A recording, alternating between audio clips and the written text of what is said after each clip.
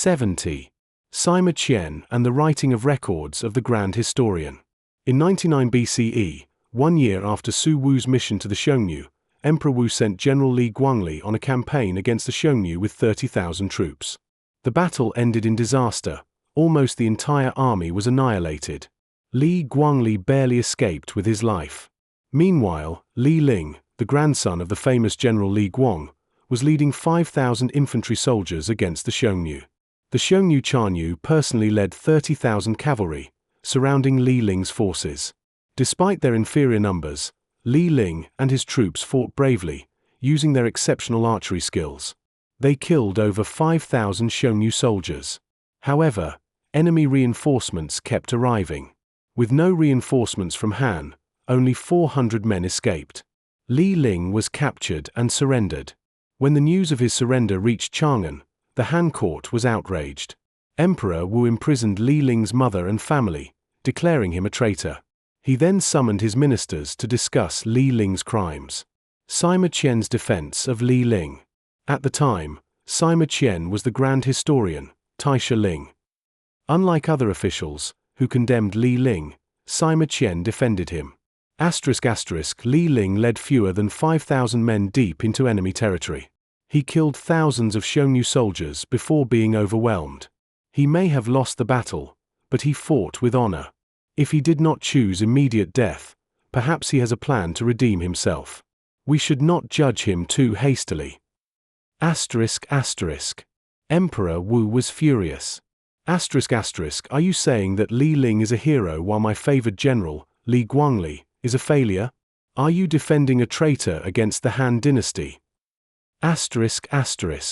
Enraged, he ordered Sima Qian's arrest, imprisonment and humiliation. Sima Qian was accused of treason and sentenced to castration, a form of corporal punishment known as fu xing. In Han law, a convict could pay a fine to avoid such punishment, but Sima Qian could not afford the payment. To suffer castration is a humiliation worse than death. He considered suicide, but ultimately decided to live for a greater purpose. I cannot die yet. There is something I must complete first. Sima Qian had already dedicated his life to writing a comprehensive history of China. If he died now, his life's work would be unfinished. Throughout history, great works have been written in times of hardship. I must endure this suffering and complete my book.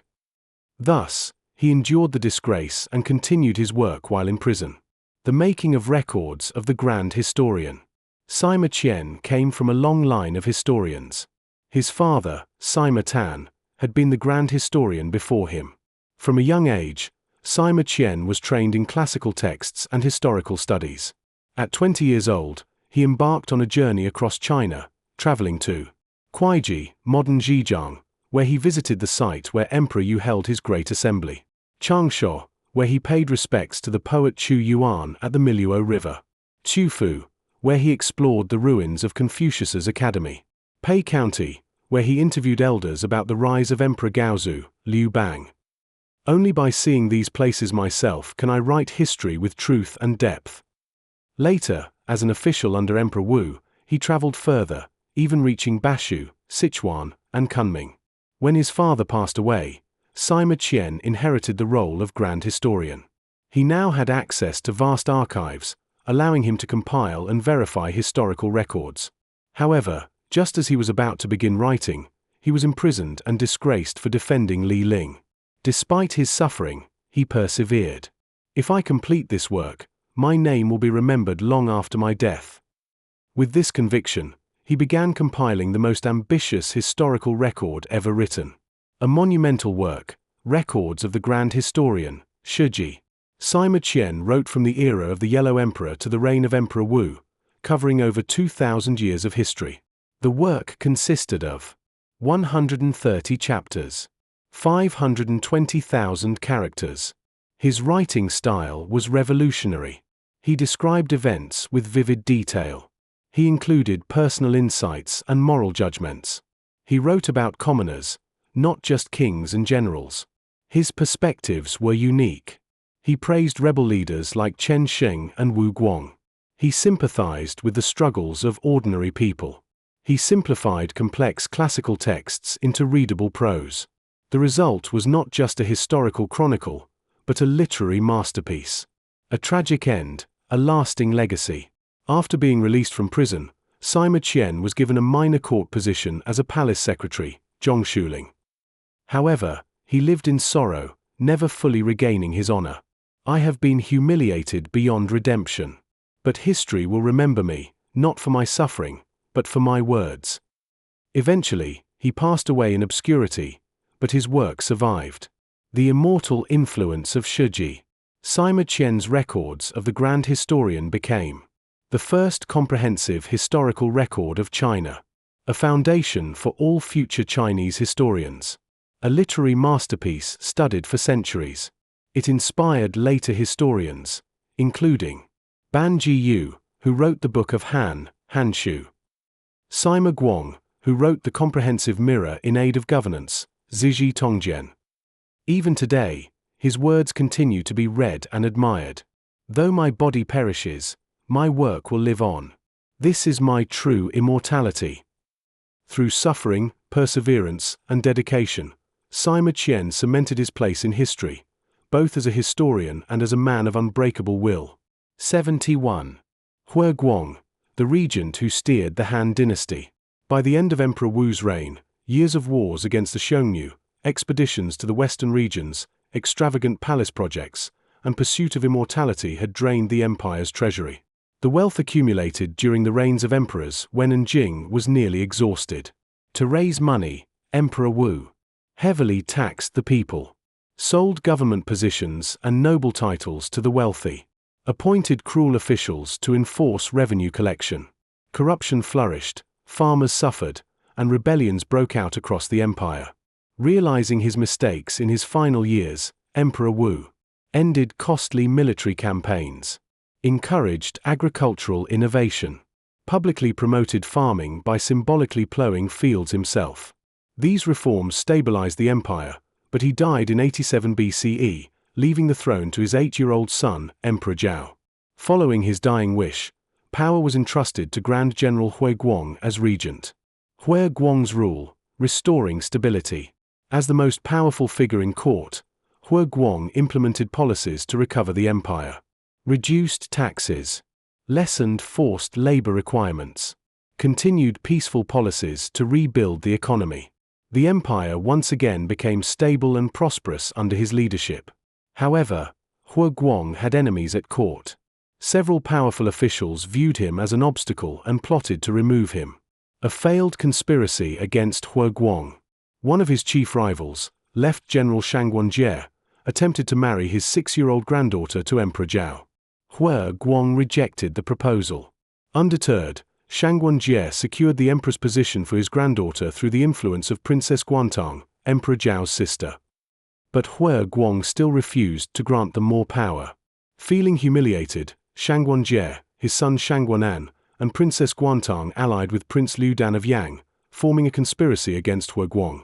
In 73 BCE, when Emperor Zhao was 14 years old, Huo Guang inspected the Imperial Guards, Yulin Army, and transferred a captain to his own command.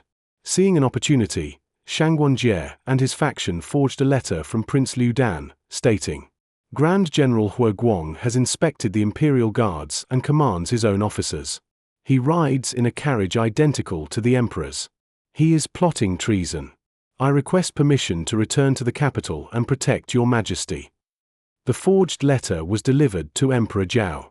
Emperor Zhao's wisdom. Emperor Zhao read the letter carefully but set it aside. The next day, Huo Guang, fearing the accusations, hesitated to enter the palace. However, the emperor personally summoned him. Upon arrival, Huo Guang removed his hat and prostrated himself, begging for forgiveness. Emperor Zhao calmly replied, Grand General, put your hat back on. I know someone is trying to frame you. Huo Guang, stunned, asked, How does your majesty know this? Emperor Zhao explained. The army inspection took place in Chang'an, and the officer transfer happened only days ago. Prince Liu Dan is far in the north. How could he know these events so quickly? Even if he did, how could his message reach us in time?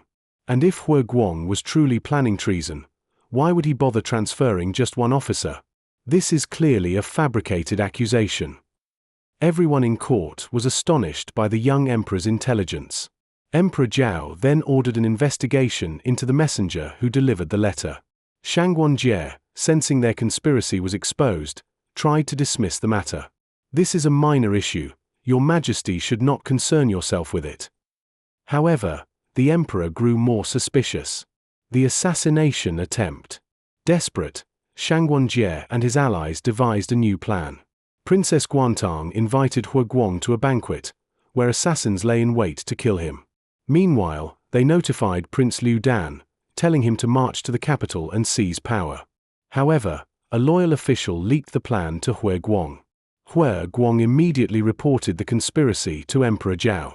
Acting swiftly, Emperor Zhao ordered the Prime Minister to mobilize troops. All conspirators, including Shangguan, Shangguanan, and Princess Guantang, were arrested and executed. The rise and fall of Emperor Liu He. At age 21, Emperor Zhao died without an heir. Huo Guang and his ministers debated who should be the next emperor. They selected Liu He, the Marquis of Chang'e and a grandson of Emperor Wu. However, Liu He was completely unfit to rule. Upon arriving in Chang'an, he brought over 200 drinking companions and engaged in daily debauchery. In just 27 days, he committed 1,127 offenses. The court was outraged. Huo Guang and the ministers petitioned Empress Dowager Shangguan to depose Liu He. The request was granted, and Liu He was removed from the throne, the shortest reign in Han history. Huo Guang then selected Liu Bingyi, later Emperor Xian, another grandson of Emperor Wu, as the new ruler. Emperor Xian was known for his wisdom and diligence, bringing another era of stability. Huo Guang's legacy. Huo Guang is remembered as one of Han's most influential regents. Restored the economy through tax relief and labor reduction. Prevented coups and power struggles. Protected the empire during a period of weak rulers. However, his concentration of power made him both respected and feared. After his death, his family fell from power, accused of seeking to overthrow the emperor. Despite this, his role in stabilizing the Han dynasty remains undeniable. 72. Wang Zhaojun, the lady who brought peace. During the reign of Emperor Xian of Han, the Han dynasty experienced a period of strength and stability. At the same time, the Xiongnu were in decline due to internal conflicts among their noble families. Eventually, the Xiongnu split into 5 factions, with their leaders fighting each other for power. One of these leaders, Chanyu Huhani, was defeated by his elder brother, Chanyu Jiji. Suffering heavy losses, Huhani fled and sought refuge. He consulted his advisors and decided that his best option was to ally with Han China. Thus, he became the first Xiongnu ruler to personally visit the Han capital, Chang'an, to pledge loyalty. Huhani seeks Han support. Emperor Xian welcomed Huhani with honor, treating him like a distinguished guest. He personally rode out to greet him at the outskirts of Chang'an. He held a grand banquet in his honor. Huhani stayed in Chang'an for over a month before requesting to return to his territory with Han support. The emperor agreed, sending 2 generals with 10,000 cavalry troops to escort him. 34,000 who of grain to help the Xiongnu survive their food shortages. Grateful for Han's generosity, Huhani remained loyal. When the western regions, Xiyu, heard about this peace, they also sought closer ties with Han. After Emperor Xian's death, his son Emperor Yuan of Han ascended the throne. The fall of Jiji and Huhani's secure rule. Unlike Huhani, his rival Chanyu Jiji remained hostile to Han. He invaded the western regions. He killed Han envoys. In 36 BCE, the Han army launched a campaign against Jiji, defeating him in battle, killing him and destroying his power base. With his main rival gone, Huhani's rule over the Xiongnu became undisputed. In 33 BCE, he traveled to Chang'an once more, requesting an official peace marriage, Heqin, with Han. Choosing a bride for Huhani. Traditionally, Han emperors would send a princess or noblewoman for Heqin marriages. However, Emperor Yuan decided to send a palace lady instead. He announced in the palace, "Whoever volunteers to marry the Xiongnu Chanyu will be treated as a princess." The palace maids, mostly girls taken from common families, had long wished to leave the palace. However, few wanted to live among the Xiongnu, far away from their homeland. One woman stepped forward, Wang Zhaojun, later known as Wang Zhaojun.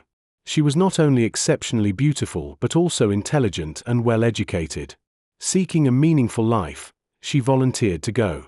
Officials, desperate to find a volunteer, quickly accepted her offer and reported it to Emperor Yuan. The emperor's regret. On the day of the wedding, Hu Hanni and Wang Zhaojun appeared before Emperor Yuan to give thanks. For the first time, the emperor saw her in person. He was stunned by her beauty and grace.